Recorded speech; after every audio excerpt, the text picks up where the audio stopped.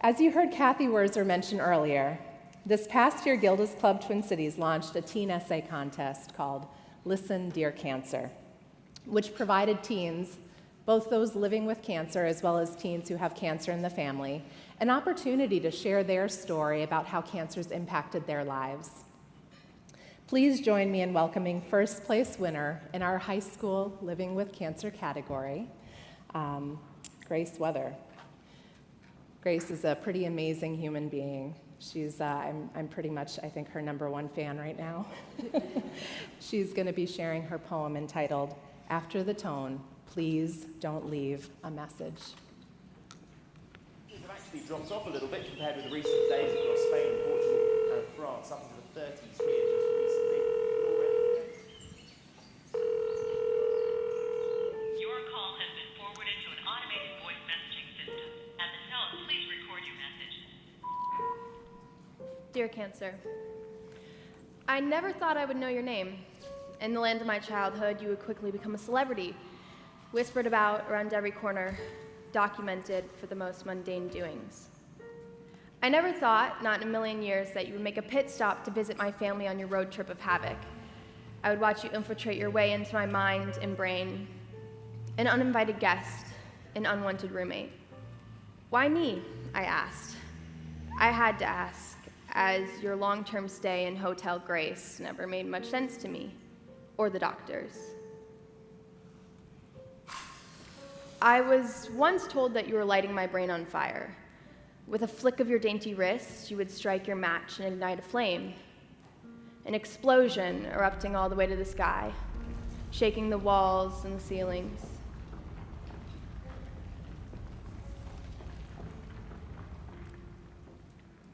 Dear Cancer, you dug yourself a grave, buried yourself deep down, too far down to be reached by the metal scalpel of a surgeon or by the clear drips of a medication. Coward. Why didn't you settle on the surface and fight a battle if they're as strong as you say you are?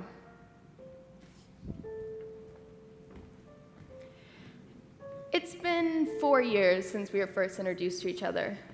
Well, since I was introduced to you.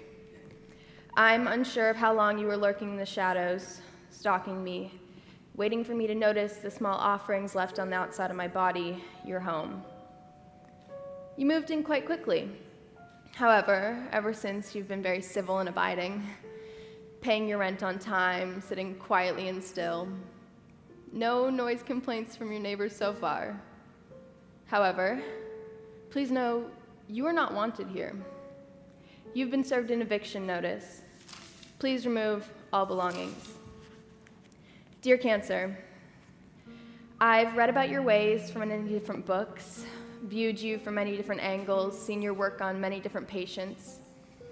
I've sat back quietly and watched you melt the hair off of my friends, watched you stitch up their shattered skulls with precision, watched you take them on vacations far, far away, watched them fly, you, their co-pilot. No one can quite figure out your personality. Quite shy in many situations, but often boisterous and loud around company, jumping around like a hot potato or it in the game of tag. You have no path, you have no specific traits. You change daily, waking up with a new identity. Camouflaging your true intentions, you put on your crimson mask.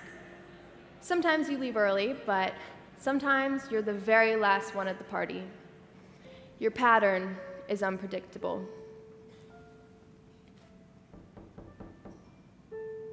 Dear Cancer, I don't know why you felt the need to make me become your best friend, why you felt the need to be a part of my story.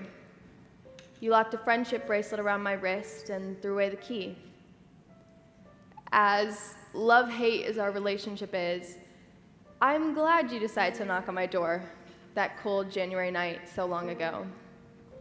To say hello, to force me to grow, and to learn that I am way stronger than you will ever be.